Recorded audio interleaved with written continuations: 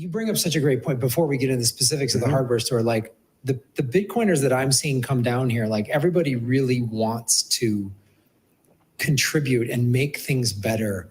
And like making money is like secondary. Like, yeah, we want to make some money where we bought Bitcoin, you know, like, but it's not like the crypto people that just want to get some NFT and buy a Lamborghini or whatever. Like everybody here is like, how do we contribute to El Salvador and the Bitcoin community globally? But like this being the epicenter, and this is setting the roadmap for other countries to do this. And it's really like you say, I've met so many just like really sharp, really interesting people who were like bringing at the Bitcoin Beach meetup on Friday, you know, Chimbera, and, you know, there was a bunch of people there, of course. And he asked me to speak and some other people. And then guys were coming up talking to me. This guy, it's really a cool idea about changing voting and and just like, I mean, stuff I don't even like consider, but you're like, yeah, let's do it. Because I think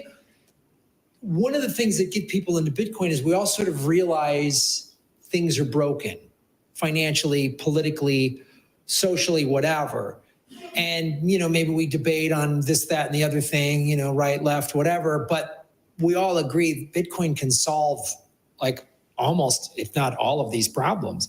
And so it is attracting all of these people who are like, man, and you know, I don't come from the finance world, I come from the entertainment industry, but I'm just like, there's similar gatekeepers and corruption and censorship in Hollywood that didn't used to be that, you know, like, and it's like, I want to do more. I want to contribute. I want to help. So and when you meet other people in that headspace, it is really exciting. Like you say, the expat, I'm a surfer. I've been to all these different places. I meet all these, you know, expat communities kind of are similar in certain instances, but then the Bitcoin expat community is like a different thing in a really cool way. Yeah. You know, going back to the point, I think the incentive structure has been skewed incorrectly.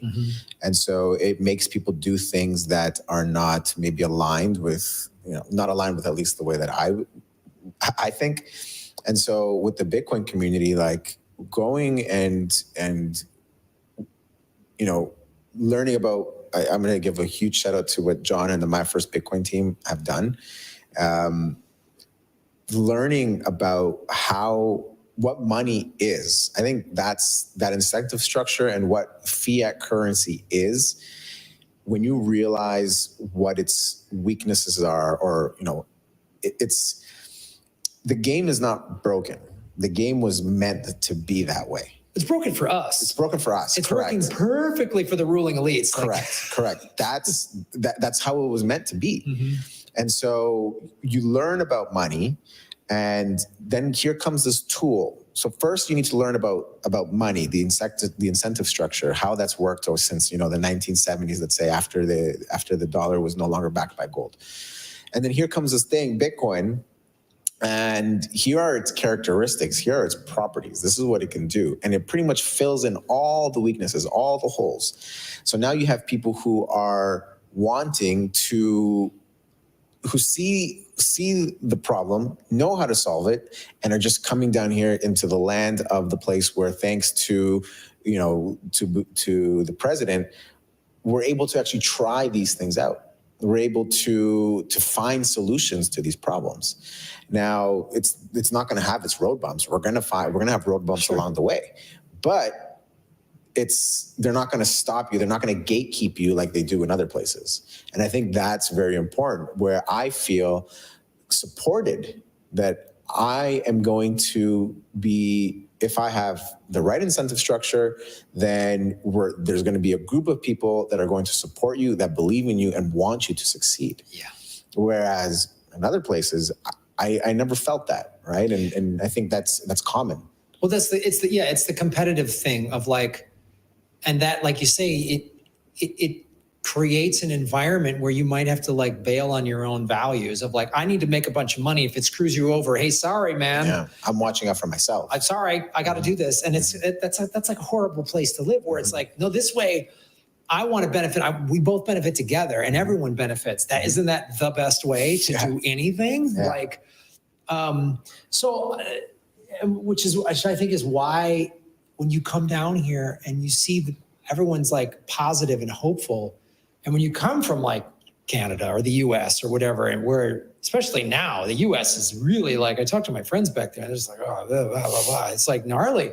And here everyone's like, yeah, let's do it. Let's go for it. Let's go. I mean, you go to these, and again, those Bitcoin meetups in this country are, and I've been to meetups in LA and other cities, and it's cool. And it's cool to connect with your Bitcoin community wherever you are. And if you don't have a Bitcoin meetup, set one up. But here it's another level. Because, and again, there was on Friday, and I've been to that Bitcoin Beach one several times. It's a really cool location, and I see some familiar faces. And there's a couple people brand spanking new, don't know much about Bitcoin, and they're orange pill, the orange light, and they're just like, "This country's amazing," and you're like, "Yeah, dude." Which I think has kind of helped part of the motivation. Like you say, there's nobody stopping, blocking you, going, there's not all this like interference.